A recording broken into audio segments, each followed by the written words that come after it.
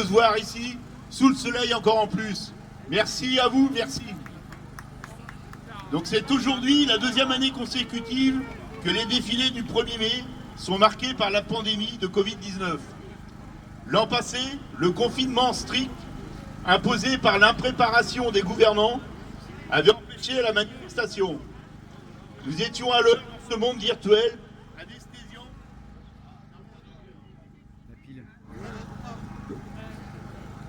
dont nous avons beaucoup de peine à sortir. En ce jour symbolique, nous reprenons la rue. Emploi, salaire, services publics, retraite, et on en passe. Les motifs de révolte ne manquent pas. L'offensive des capitalistes néolibéraux contre le monde du travail n'a jamais cessé pendant toute cette période. Les plans sociaux, la casse des services publics, le gel des salaires, les réformes de l'assurance chômage, même la pandémie n'empêche pas les appétits du CAC 40.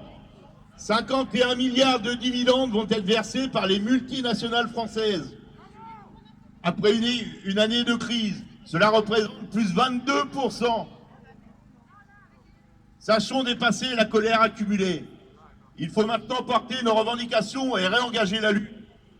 Celle-ci est déjà en route dans des secteurs comme la métallurgie, l'énergie, l'événementiel et la culture, ou encore dans la grande distribution. Il est cependant des dossiers plus lourds et plus urgents que d'autres. La destruction de l'emploi qui s'accélère. Il est indispensable d'arrêter les plans de sauvegarde d'emploi. Ces plans de licenciement trop souvent injustifiés, qui cachent des délocalisations encore financées par les aides publiques. On le voit encore sur Lisieux, une entreprise aux environs de Lisieux qui propose à ses salariés d'aller bosser en Roumanie. C'est scandaleux. Ouais. Elle tarde à venir aussi, la reconnaissance des salariés en deuxième ligne. Elles, ils ont à chaque jour, et le sont toujours aujourd'hui, caissières, chauffeurs-livreurs, agents d'entretien, enseignants, aides à domicile, et j'en passe. En contrepartie, des primes défiscalisées, sans cotisation, versées au bon vouloir des patrons. En plus d'un travail pénible, tous ces salariés souffrent d'être mal payés. C'est inacceptable.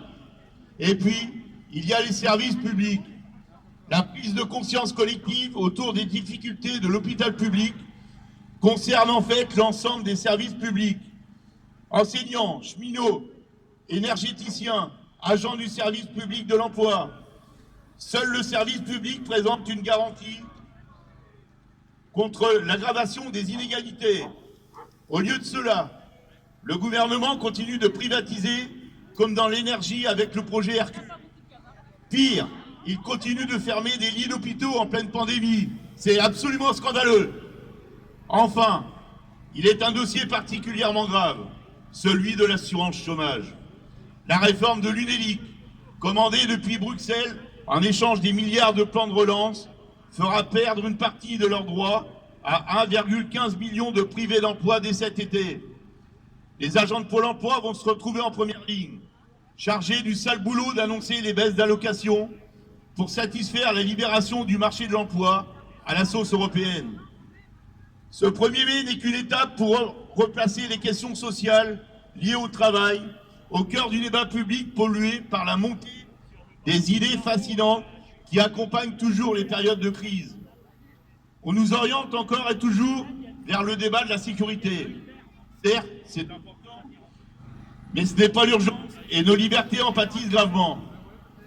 Il est bien plus urgent de réinvestir le pays